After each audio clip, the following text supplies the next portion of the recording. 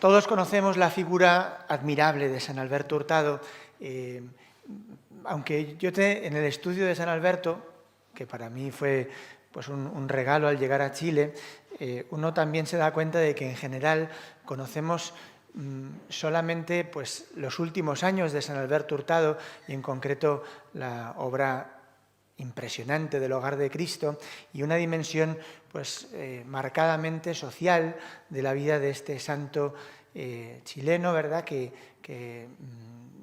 realmente pues, nos da lecciones maravillosas de caridad con el prójimo, hasta tal punto de que bueno, pues es hoy el Día de la Solidaridad.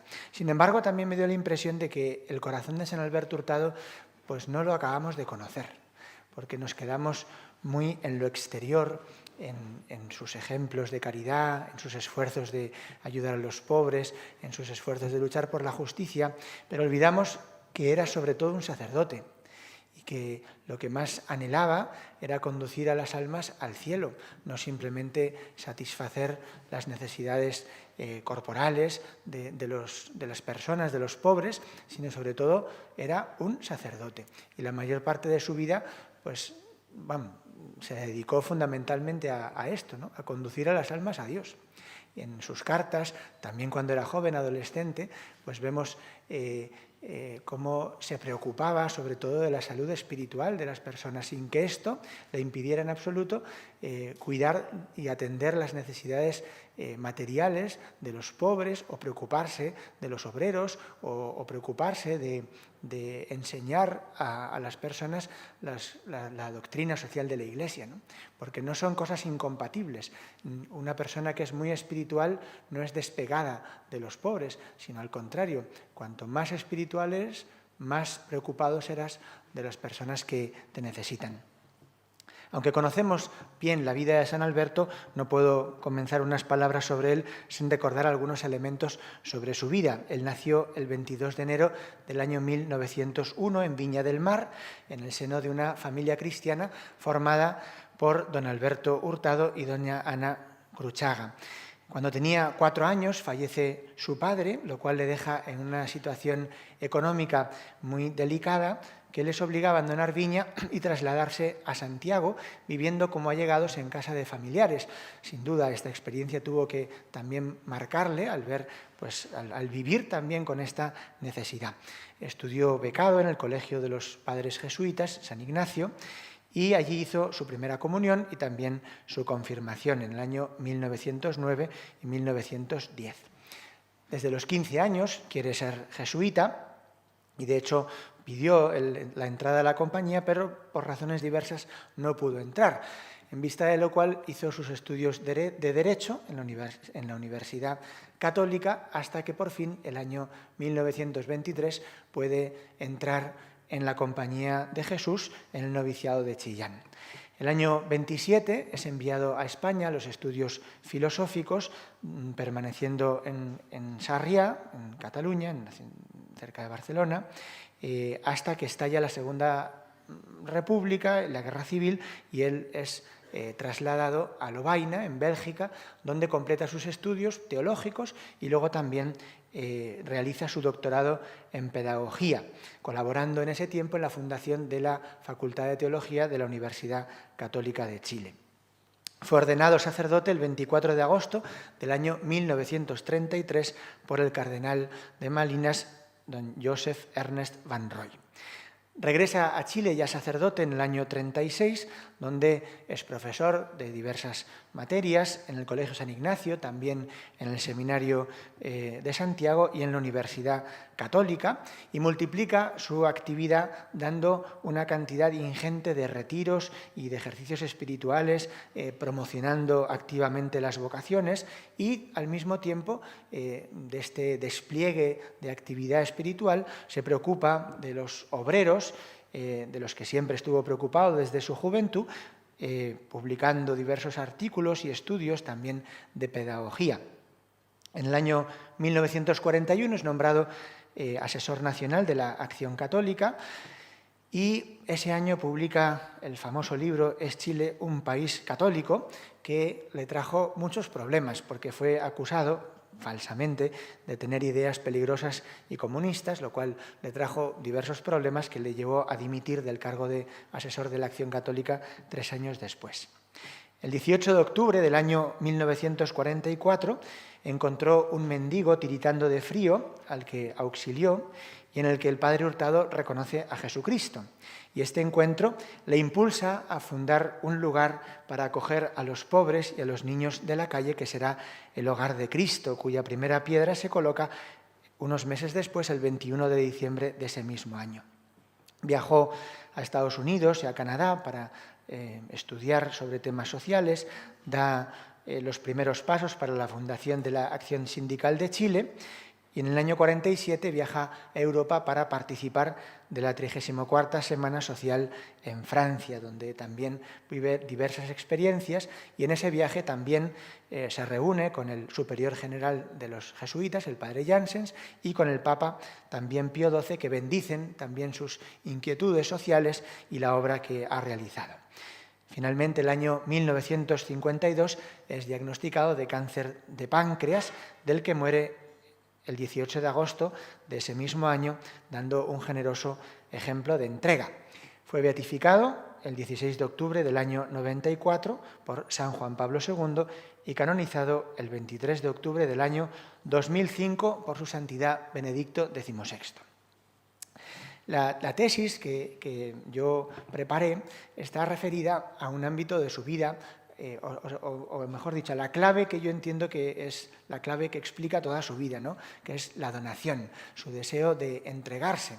Todos entendemos muy bien lo que es un don. Etimológicamente, el don es un regalo y un regalo es algo que implica una gratuidad, también es una habilidad para hacer algo y también es un bien sobrenatural o natural que tiene el cristiano respecto a Dios, de quien todo lo recibe. También entendemos lo que significa la donación a la luz de este concepto, ¿no? La donación es la liberalidad de alguien que transmite gratuitamente algo que le pertenece en favor de otra persona que lo acepta. Y por tanto nosotros podemos entender que la donación implica la entrega de uno mismo a Dios de una forma total, gratuita, dándole el dominio sobre la propia vida en respuesta a su amor y con el deseo de hacerse uno con Él. Y esta donación a Dios conduce inevitablemente a la entrega a los demás. Esta donación obviamente se puede vivir en diversos grados, pero en San Alberto lo que podemos apreciar es una donación de su propia vida, una puesta en juego de sus habilidades personales, humanas, de los dones que Dios le da y una entrega completa a los hermanos que es llevada pues, al heroísmo y a la perfección. Esta donación en San Alberto Hurtado pues, tiene una serie de características que responden también a la espiritualidad ignaciana. San Ignacio, en los ejercicios espirituales, ¿verdad?, señala que aquellos que desean señalarse en el servicio de Jesucristo harán una ofrenda, ¿verdad?, de mayor entrega, oblaciones de mayor estima y mayor momento, dice San Ignacio, de una entrega de totalidad, ¿no? Para la espiritualidad ignaciana no valen como las entregas a medias, ¿no? Y San Alberto Hurtado, por jesuita y por carácter, no le valen las entregas a medias, sino que su entrega tiene que ser completa. Y quizá de ahí nace también una vocación tan temprana. Él no concibe amar a Jesucristo y amarle a medias. No concibe, además, amar a Jesucristo y amarle separado de lo que la Iglesia le pide. Por eso, aunque él deseó ser jesuita desde muy joven, sin embargo, siempre se sometió al juicio de la Iglesia en sus directores espirituales y en el consejo que recibía de la Iglesia a la hora de seguir también esta vocación a la que él se sentía llamada. De esta manera también podemos destacar algunas características de la donación de San Alberto Hurtado, de la forma en la que él se entrega, y que yo en ese documento pues, tuve la oportunidad de entresacar entre sus escritos. En primer lugar, esta donación tiene que ser generosa. Dar y darse es incompatible con el egoísmo. Cristo nos llama a todos a una vida generosa y ser egoísta viviendo una vida vuelta sobre sí mismo o limitada únicamente en no pecar, es abocarse a una vida miserable. San Alberto diría: hay una vida pobrísima que apenas es vida, vida pobre, de infidelidades a la gracia, falta de generosidad, y una vida rica, plena, fecunda y generosa. A esta es a la que nos llama Jesucristo. La generosidad implica no vivir en una vida de mínimos, únicamente evitando pecados, sino una vida de máximos, de una respuesta inmediata y de una respuesta total. Y por eso, la segunda característica de esta donación en San Alberto es la totalidad. San Alberto es un hombre del todo o nada. No se entrega pues, de una forma efímera, y no entregarse por entero él lo califica de apostasía. Apostasía es una palabra fortísima, ¿no? El que se entrega a medias, apostata de la fe. Y la tacha de ridícula. Dice él: el cristianismo o es una vida entera de donación, una transubstanciación en Cristo, o es una ridícula parodia que mueve a risa y a desprecio. Una vida cristiana vivida a medias es ridícula y mueve a risa. Por eso, pues no mueve a conversión. Una vida cristiana que se viva solo a medias, ¿no? Ser cristiano para él es lo contrario de guardarse, es donarse, y la entrega no se simula. Dice él: aun cuando uno se haya prestado 1000 veces, nunca se ha dado. No es, por tanto, lo mismo hacer entregas que vivir entregado. No es lo mismo dar ratos, tiempos, limosnas, que dar por completo la vida. Y esta entrega, sin embargo, no es una entrega a lo loco, indiscriminada, sino unificada y equilibrada en el amor del corazón de Cristo. Encerrarlos en mi corazón todos a la vez, dice el santo, cada uno en su sitio, porque naturalmente hay sitios diferentes en el corazón del hombre, pero hacer de Cristo la unidad de mis amores. La entrega, por tanto, pues será distinta en un sacerdote, en un fiel, y naturalmente dentro de la propia vida pues también habrá formas distintas de entregarse. La tercera sería una donación libre, porque para poder ser real, esta donación debe ser necesariamente libre. Se puede forzar gestos externos, pero no la donación de uno mismo. Y ligada a esta libertad está la gratuidad. En palabras de San Alberto, la prueba de la fe es el amor heroico, y el heroísmo no es obligatorio. El sacerdocio, las misiones, las obras de la caridad no son materia de obligaciones, de pecado, son absolutamente necesarias para la Iglesia y son obra de la generosidad, pero no son obligatorias. A mí me parece que esto es muy importante también, ¿no? Porque el amor, para ser pleno, tiene que ser así, libre. Otra característica sería la humildad. La donación debe ser sostenida por la virtud de la humildad, una virtud imprescindible que evita la tentación de creer que al entregarnos damos más que nadie y somos los mejores y los más buenos, o al mismo tiempo evitar el extremo de despreciar la propia ofrenda como si no valiera nada. Y pone el ejemplo de aquel niño que ofrece los 5 panes y los 2 peces que fueron multiplicados por Jesús. Dice él piensa que es tan sencillo y natural dar al Señor lo que uno tiene. Lo que tiene, lo da. Es poco, es pobre, no tiene más. Tomad, Señor, y recibid. El valor de la oblación a los ojos de Dios no se mide por la riqueza del don, sino del amor. La humildad, por tanto, se hace necesaria para que la importancia de la donación no esté en lo que se da, sino en la donación de uno mismo. Esta donación, además, debe ser alegre. El lema famoso de San Alberto, contento, Señor, contento, ha sido para muchos el resumen de su vida. El contento del que habla no es, sin embargo, una mera emotividad, sino una alegría profunda que nace de un corazón plenamente feliz, no por la ausencia de dificultades, sino por el gozo de pertenecer a Jesucristo. El agrado y la alegría deben ser como el verde en que se planta la abnegación. No solo hay que darse, sino darse con una sonrisa. En el fondo, ya saben ese dicho que no hay, ese dicho que dicen que no hay un santo, ¿cómo es? Un triste santo, un santo triste es un triste santo, ¿no? Dice el dicho. La donación también es una donación despojada. de nuevo sale esto en su pensamiento sobre la Eucaristía, ¿no? Todo está en unirse a Cristo para vivir la vida de Cristo. Y eso es lo que se nos da por la comunión, Cristo y su vida. Y el que comulga se va despojando de sí mismo y llega a no tener otra vida que la de Jesús. Y este despojamiento es el que conduce a la plenitud, es perder para ganar. Dándose es como uno crece, ligándose que llega uno a la libertad. Este es el camino de la plenitud. También es una donación crucificada. La donación implica identificarse con Cristo crucificado. Esta espiritualidad de la cruz, que lejos de ser oscura y siniestra, es tremendamente luminosa para el cristiano. Compartir la cruz de Cristo es la condición para poder realizar un apostolado fecundo en San Alberto Hurtado. Dice él, no puede, por tanto, ser apóstol el que por lo menos algunos momentos no está crucificado como Cristo. Este hombre donado es un hombre que se entrega incansablemente. Los que están de veras asociados al trabajo divino no pueden descansar jamás, dice San Alberto, porque nada es servil en ese trabajo.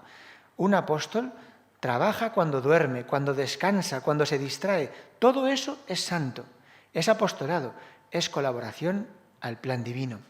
Podríamos recordar esas palabras de San Juan de la Cruz, de que el alma que anda en amor ni cansa ni se cansa. No deben, por tanto, usarse excusas espirituales para no entregarse.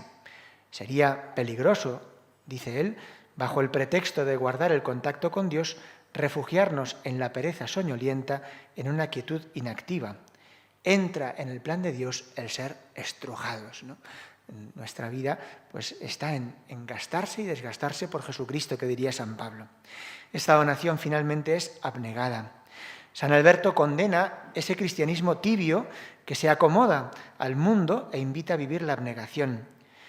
El cristianismo parece algo que escandaliza y viene ese buscar componendas entre el cristianismo y la comodidad de vivir. Ese perpetuo escándalo que presencia el mundo moderno de una doctrina de abnegación y de generosidad hasta el heroísmo, cubriendo tanto egoísmo y tanta sensualidad. Es preciso señalar que el fin de la abnegación no es negarse por negarse, sino afirmarse en Cristo, hallar en Él la razón de la existencia. Al explicar el tercer grado de humildad, dice San Alberto que la abnegación es una disposición general de no negarle nada a Jesús, nunca cueste lo que cueste. El que ama nunca le niega nada al amado. Para poder realizar esta donación, él se apoya, a mi juicio, en tres fuentes: la Eucaristía, la devoción al Sagrado Corazón de Jesús y la oración, que voy a desarrollar brevemente. Su amor a la Eucaristía lo tenía desde joven, lo sabemos por sus cartas, y en su teología, en una conferencia que da a unas señoras en Viña del Mar, habla del sacramento y lo centra en 4 palabras, que son: lo tomó, lo bendijo, lo partió y lo dio.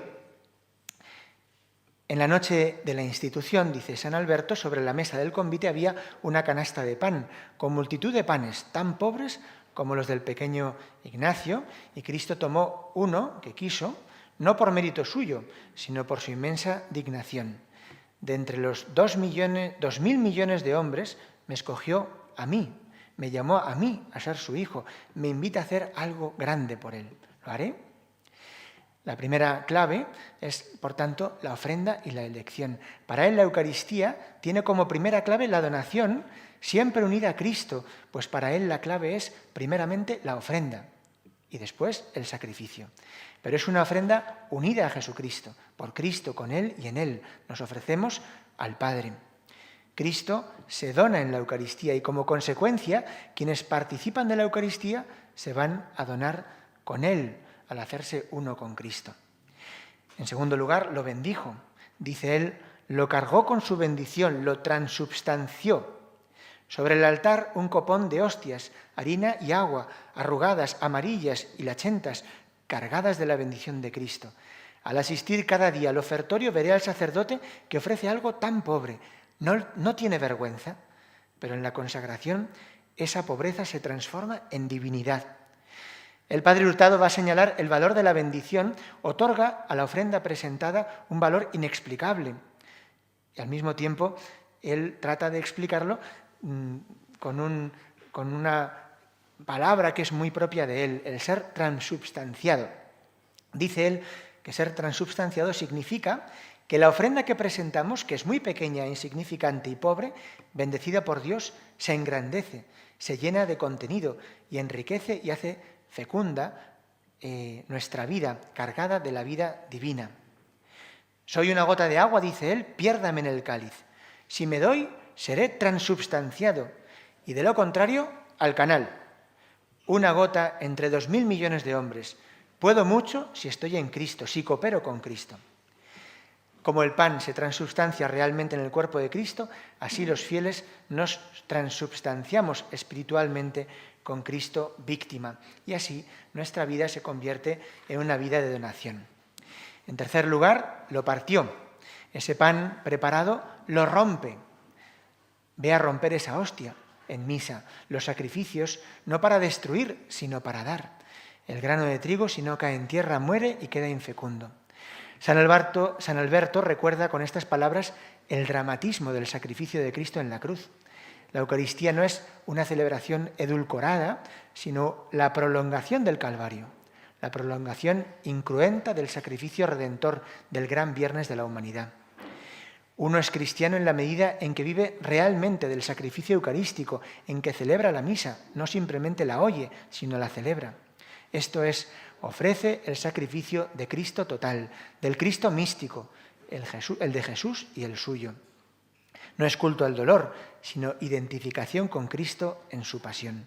Y esta dimensión de partirse lleva a la comprensión de que el cristiano está llamado al martirio, al testimonio de la vida. Por definición, dice San Alberto, un cristiano es candidato al martirio. Todos sus intereses, su fortuna, sus amores, sin exceptuar la vida, están subordinados al amor de Cristo. Y afirma que un sacerdote o es mártir o queda estéril. Y finalmente lo dio. El fin de la vida es darse por entero a los demás, con optimismo, porque voy cargado de la bendición divina. Si yo pudiera asistir cada día a la misa, comulgar cada día, ¿cuánto sentido de optimismo tendría mi vida?, dice San Alberto. Somos tomados, bendecidos, partidos por Cristo con la finalidad de ser entregados por Cristo a los demás. Para este santo jesuita, la Eucaristía exige, como consecuencia del don recibido, el don a los hermanos. Para él no tiene sentido comulgar y no entregarse a los demás como una consecuencia lógica. Explica así que la donación a Cristo en nosotros, en la comunión por nuestra parte, daría consigo una donación total de nosotros a Cristo, que así se dio y a nuestros hermanos como Cristo se dio a nosotros. Finalmente quiero hablar de dos cositas sobre la adoración en San Alberto Hurtado. Eso no está en la tesis, pero como estamos en el contexto de la inauguración o bendición de esta capilla, he querido señalar dos textos en los que él manifiesta algunos consejos. Él practicó mucho la adoración eucarística y, de hecho, cuando en el año 23 él quiere entrar en la compañía y no puede por sus problemas económicos, pasa el mes de junio del Corazón de Jesús preparándose a la fiesta del Corazón de Jesús, todos los días haciendo una hora de adoración al Santísimo, pidiendo que se arregle el obstáculo que le impide ser jesuita. Y el día del Sagrado Corazón de Jesús, a las 3 de la tarde, se arregla ese problema, ¿no? San Alberto siempre quería llevar a todos a la adoración y en 1942 escribe: todo para llevar a las almas al Señor. ¿Será hombre de fe el que tiene el Santísimo Sacramento junto a su casa y no lo va a ver? Y además lo tiene con descuido máximo. ¿Será hombre de fe el que no se preocupa de llevar con toda su alma a los demás a la Eucaristía? Podríamos escuchar estas palabras y preguntar: ¿será hombre de fe el que teniendo en Villarrica una capilla de adoración no viene? ¿Será hombre de fe el que no se preocupa de llevar a los demás a la capilla de adoración perpetua? Pues probablemente no, al menos según San Alberto. Y debemos seguir el consejo de San Alberto a un amigo suyo en una carta. Ojalá, mi querido Hugo, que te empapes de calma, de adoración. Esta última palabrita es la que más quiero recalcarte: adoración. Tratar de palpar la inmensa grandeza de Dios, algo de lo que se ve en el Antiguo Testamento y que una explicación excesivamente dulzarrona nos hace olvidar a veces. A otro amigo: ojalá llegues a connaturalizarte con la vida litúrgica en su sentido más pleno, con el canto de los salmos y con la adoración eucarística. Y en otra ocasión dice: todo depende de Dios y por tanto la adoración es la consecuencia más lógica de mi dependencia total. Y finalmente, sobre la bendición con el Santísimo Sacramento, decía en el documento Puntos de Educación: una bendición con el Santísimo Sacramento penetra en el alma de la presencia de Dios, que el sacerdote toma la custodia y con digna lentitud traza la señal de la cruz sobre los fieles. Algunas cosas más se podrían decir sobre su devoción al corazón de Jesús, que él entiende como la prioridad de la compañía de Jesús. Él dice que la compañía existe para extender la devoción al corazón de Cristo. Y es sin duda de esta de la que brota pues ese deseo de ¿qué haría Cristo en mi lugar? Una frase que, mal entendida, puede ser peligrosa, porque significaría decir: Cristo haría en mi lugar lo que voy a hacer yo. Un sacerdote amigo mío decía que para poder decir esa frase con verdad, ¿qué haría Cristo en mi lugar?, tendrías que estar dispuesto a hacer tú lo que Cristo hizo en su tiempo, morir en la cruz. Entonces puedes decir: ¿qué haría Cristo en mi lugar?, ¿no? San Alberto lo pudo decir, porque él vivía tan identificado con Cristo, tan enamorado de Cristo en el Sagrado Corazón, tan vinculado a él por la oración, que de su vida eucarística brota el ¿qué haría Cristo en mi lugar? Y lo puede decir sin pestañear, porque él se entregaba con Cristo todos los días. Vivía la Eucaristía en una donación completa de sí mismo en el sacrificio del altar, viviendo esa identificación plena con la vida de Cristo. Y por eso, en este día de San Alberto Hurtado, nosotros queremos aprender de él a ser adoradores, queremos aprender de él a ser hombres de oración, hombres que acuden a contemplar el corazón de Cristo, que late en la Eucaristía expuesta en nuestra capilla, para que de esta adoración brote nuestra unión con Cristo y de ella brote también nuestra caridad con los hermanos, no solo con los pobres que necesitan nuestra plata, sino con aquellos que quizás sin ser tan pobres necesitan también nuestra caridad, nuestra sonrisa, nuestra palabra amable o quizá nuestro perdón. Gloria al Padre, al Hijo y al Espíritu Santo. San Alberto Hurtado.